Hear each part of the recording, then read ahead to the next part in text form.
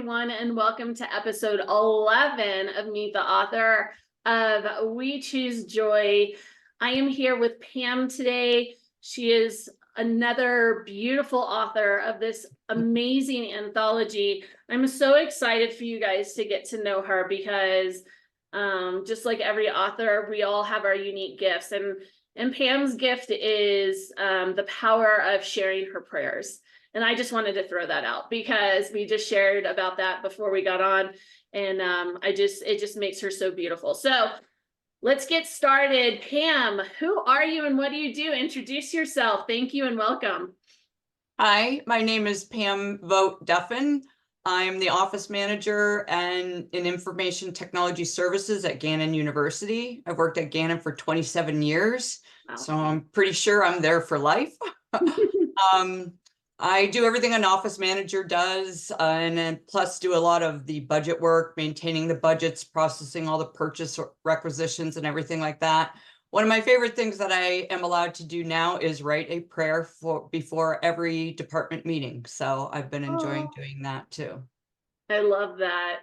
Other than that, I'm an animal lover. I'm a nature lover. My husband and I love to hike. We plan most of our vacations around hiking and wineries. So we'll hike all day long and then sit by a fire at night and drink a bottle of wine. And usually our dogs are at home safe with a babysitter in our own home, but we do have a cabin that we own. And so when we go there, we'll take them with us. Always been a dog lover and an animal lover, so. Oh, dog mommy, I love that. Yeah. And other than that, we are very big into our church. We belong to a non-denominational Christian church called the Federated Church. It's in East Springfield. We used to live out that way for a while.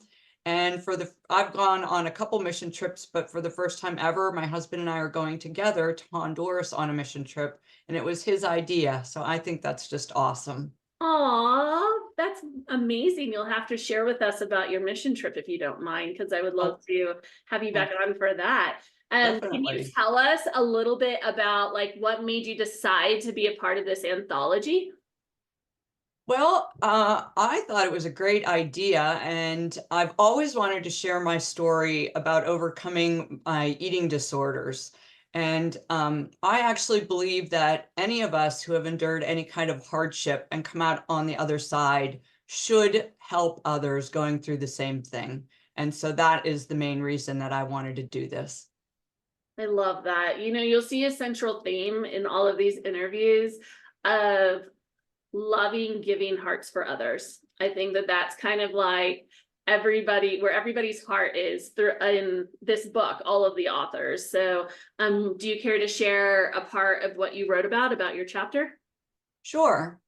My chapter is basically about my eating disorder. My mother was an alcoholic, and at the same time, I was a chubby little kid in a new school because we had moved. And all of the kids that had been there for years together were kind of in a clique, and they all called me names. 5-ton watermelon, which is what I named my chapter in the book, was one of my main nicknames. One year in my yearbook, one of the kids wrote, something really nasty, like you're not a 5-ton watermelon, you're an ocean liner or something like that. They were just really nasty. And as I look back on it now, I mean, it wasn't like an obese child. I was pudgy. My dad always said it was just baby fat. You had baby fat, but it really affected me in a bad way, especially because what was going on at home, I believe. I couldn't handle my mom's drinking. I learned that I could handle my weight and control my weight. So I focused all of my attention there and in the very worst ways possible. Yeah. So I started way back in the probably late 70s.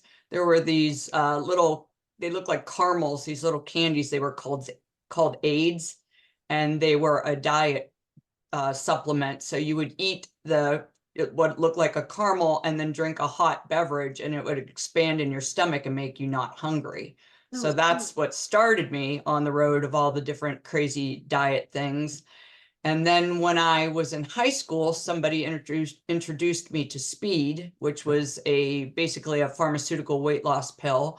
So I took speed for years. When I finally stopped taking speed, I became bulimic because I was trying to eat right, but then I would be so freaked out about gaining weight that I would throw up or I'd eat a box of laxatives. I mean, it was just horrible, everything that I put my body through.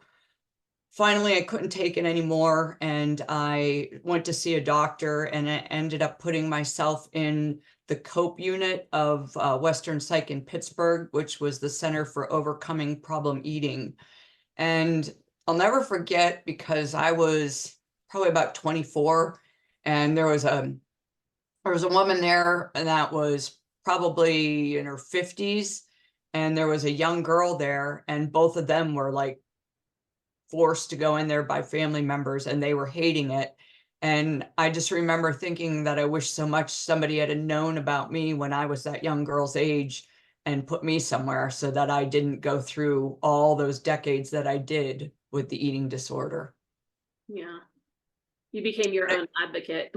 Yes, but I did the work at Western Psych, and I came out there, and I basically beat it then. But I'll tell you, it's a very strange thing. I think it's almost like any, whether you're an alcoholic or a drug addict or a cigarette smoker or anything, even if you quit whatever your vice is, when bad things happen in life, you tend to revert. So I remember when my dad was dying of cancer, finding myself in the bathroom with my fingers down my throat, just different times in life. That was like the crutch. Just like somebody, whether, popping a pill or drinking a beer or whatever. Yeah, it becomes our coping mechanism, and our body Yes. almost goes into default setting. And you're like, whoa, whoa, whoa, no, I'm in control. But sometimes you're not in the moment in control, and you have to kind of like reel yourself in and have that awareness that you don't want to hurt yourself anymore, because that's really what it comes down to. I feel. Exactly. So, yeah. And when I was going through this, it was before there was no definition of anorexia or bulimia or anything. It was just like I just felt like a freak, and people would be like, "You do what? What do you know?" So not that it would be easier for people after it was defined, but before it was just, it was very odd, people thought.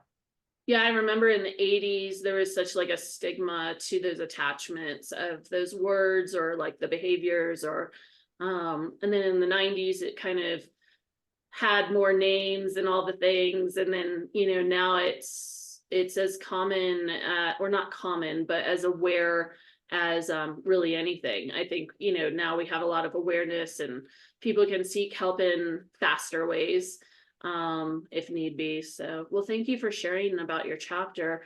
With that, if you were invited to do another anthology, would you?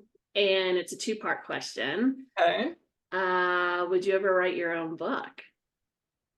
Well, I would definitely be involved in another anthology. This was a great experience. I loved meeting all of the women. Have a special hole in my heart for Tarifa. We became friends during this process, and what happened with her broke my heart, as it did for all of us. I know that.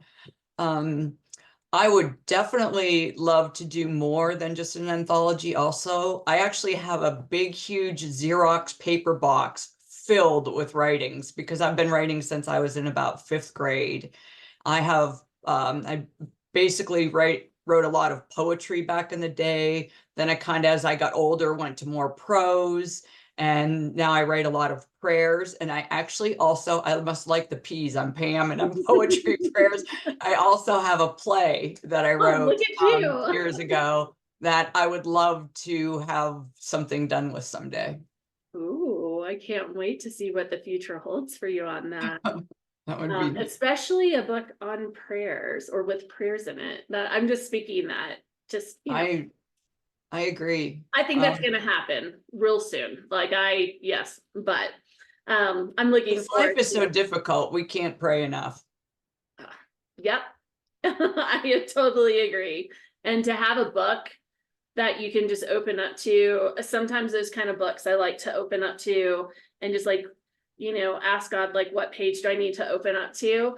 And it's Mm. always like the perfect one, and well, I think all prayers are perfect, but it's just like, it kind of speaks to you in that moment. And so it's kind of one of those books that I think would add a lot more value to a lot more people. But all right, my favorite question.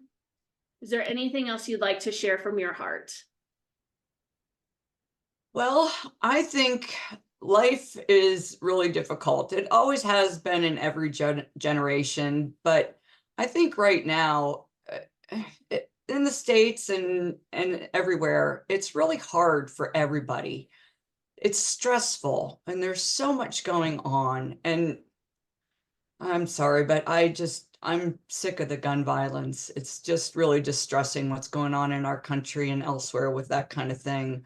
And so I think that we can't get through on our own, no matter what.